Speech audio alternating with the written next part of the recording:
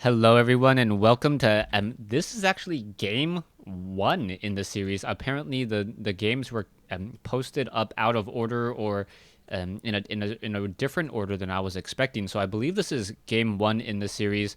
Hopefully, well, this is a best of three series. So if there is a game three, it's hopefully I just didn't post game three first, or I don't post where the winner wins back to back. I'll change the order up just a little bit, but we'll figure out what's going to happen here. Anyways, Boxer spawning as the Red Terran player over here at the 9 o'clock position on MLG dual site. Meanwhile, QIMNesTea spawning as the Blue Zerg. So Zerg versus Terran once more. Dual site, you can see now SCV going to go ahead and build a supply depot off over here, and this game will get underway. Now, this map, very, very wide open, has a lot of maneuvering and flanking positions for Zerg. Also, the third base, I have said it in the past, it is a little bit far away, but then again, it is rather far from your opponent as well. So it's a little bit of a give and take to try and figure out when exactly the third base will be established. Two base play may be pretty standard here, as we now see Boxer once again opening up with a unique positioning here on the barracks. The barracks kind of hiding them in plain sight out of the normal walking positions, as we now see MLG opening up with a pool first, perhaps followed by an extractor, or he may be just going for a pool into a hatchery, which is a very common strategy as well. You can also see the drone made his way off over here, making sure that there are no barracks and no cheese play at all. Inside the base of Boxer, Boxer has not established a refinery yet. It looks like he will be going for a fast expansion, most likely building a command center here, and then following up with 2 racks followed by 2 refineries. Hatchery already coming in from MLG. So MLG going for a hatchery first, or a hatchery second, no extractor. And he should be able to train up 1 queen here, and then also train up another queen here as well, and then really get a strong economy going.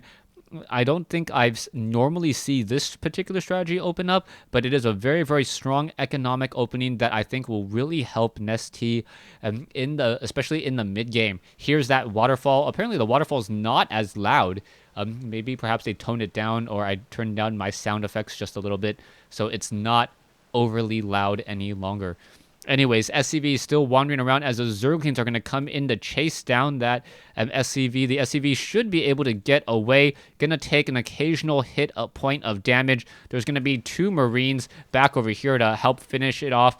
And the Marines may even try to meet and greet that SCV in order to keep that SCV alive. Yes, the Marines are going to make their way out. Zerglings are going to try to come in, and oh, very nicely done. Not even losing any of those Zerglings there.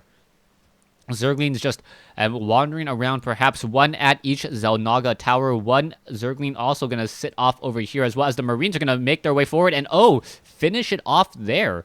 So the Marines getting in some easy shots, going to take down that 1 poor Zergling, as only this 1 Xel'Naga tower will be activated on the far side.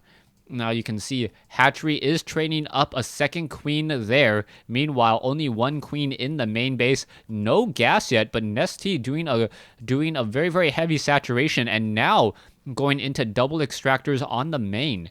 You can see this 1 queen will come out of here in just a moment, start laying creep tumors, and these bases the creep will start to spread across the map, giving a significant movement speed advantage to Banelings, Zerglings, Roaches, Hydralisks, and pretty much everything else that moves on the ground.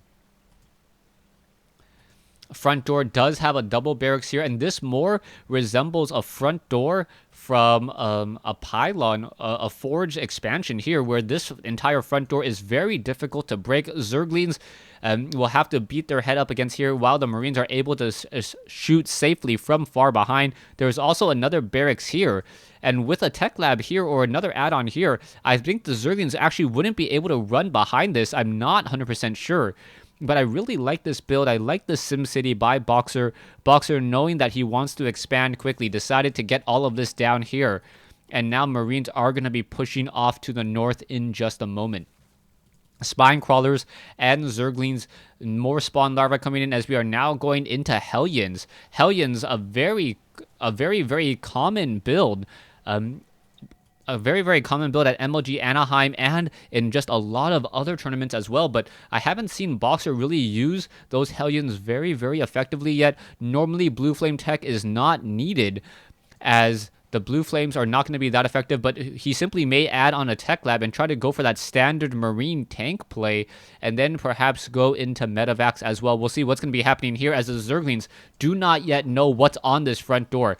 Tech Lab researching that combat shield. Zergling's now running around that far side there. One Zergling does get very low on hit points, but does still survive, as we now see that there is a factory here and really not training anything, and now we are going to be going into a third command center. Macro hatch being established by MLG as well inside his base. Harvester count 42 compared to 33. Only a lot of Marines out right now, as the Zerglings are dominating and vying for map control, and with that metabolic boost should have a very large amount of it. We are done teching the tier 2, or we will be in just a moment. Marines now down over here, going to catch a lot of those Zerglings. Zerglings getting shot very quickly and now getting destroyed and taken down. All these Zerglings now simply in retreat mode, as the Marines are going to catch up here, finish off a Zergling before it gets any damage in, and now continuing this push. Those Banelings, however, are going to melt away all of those Marines in just a matter of seconds, as the Marines fighting on creep. That is not a very, very good call at all. Perhaps getting in some damage, but the Marines don't have stim. Banelings are going to melt many of those units away, and the Zerglings, however, are going to fall apart. So very nice Marine split there, but then they all just gathered up together for one final Baneling attack there. These 4 Marines will get caught in transit once more, and it looks like once again MLG does deal the first blow once more. So we'll see how all of this works out. MLG and Boxer just continuing to battle it out here. We do have one Zelnaga tower here, and also another hatchery now being established, so it will be 4 hatcheries for MLG, as the Marines are now chasing away these Zerglings. Zerglings are backing off. Overlord still scouting out this position here. Missile turrets have been established. This command center is already an orbital command, already finished upgrading, as the Marines and siege tanks are now going to be lifting off and figuring out where exactly they wanted to put and establish that third base.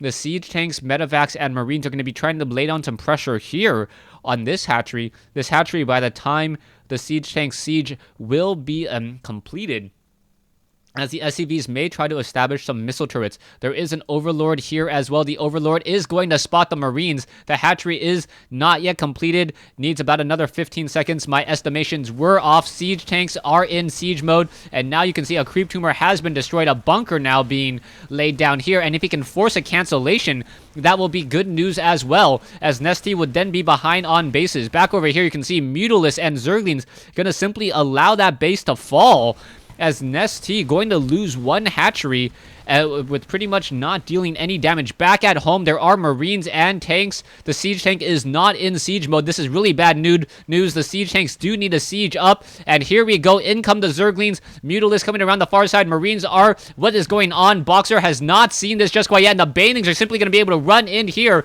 and there you go. The siege tanks are battling out. Marines trying to split up. Banelings completely destroying many of those Marines, as the Mutalisks are now coming in as well. What a heavy, heavy blow. Medevacs arriving to the party so late, and now MLG may be able to run around and run freely through this base, as there is no Marines and really no anti-air except for a couple of missile turrets. More Zerglings now streaming in from behind once more. Boxer does have a bunker back in a very forward position, but this attack force is just so out of position here that I believe Boxer is in trouble once more. Now down to 24. One missile turret. The missile turret going after some of those Mutalisks. The Marines finally getting into position, but Boxer just asleep at the wheel without siege tanks, or with siege tanks but not in siege mode, and a lot of damage has been dealt. We are now at 3 bases. Another base over here. MLG needs to transfer some drones over, and apparently Boxer needed to pause, please. And now the game is once again underway, as the spine crawlers will be established back over here. Drones now, once again, will be able to mine pretty effectively. The orbital command off over here is going to train up more SCVs. That will definitely help. And Boxer has a whole bunch of barracks, so that will help him out if he is going to have any chance to get back into this game. 26 SCVs versus 63. There are 5 mules in play, so currently training or getting 1,800 resources, but no gas whatsoever, as we are now going into level 1 vehicle upgrades and level 1 infantry upgrades and level 1 armor upgrades.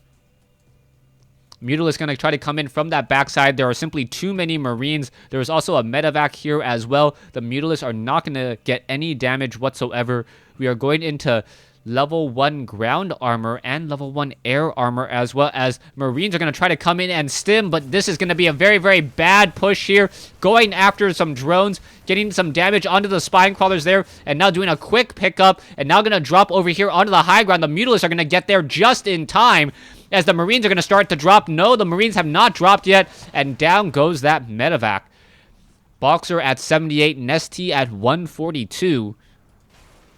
As Boxer tries to get back into this game, you can see 41 SCVs compared to 68 drones. Right now, you can see that MLG isn't training that many more drones, but that means that he's training up units, and that means that his army is going to be significantly larger, as he can just continually dump minerals and gas into Mutalisks and Zerglings. Zerglings now once again going to simply run by here. Marines going to try to shoot the Mutalisks out of the air. Zerglings are going to now engaging over here. Banelings going to just roll through, as the Mutalisks are doing a very, very bad job not engaging here, as now some SCVs are going to get taken down. SCVs running straight into the mineral line once more. Mutalisks fighting against more missile turrets as the Marines get in position.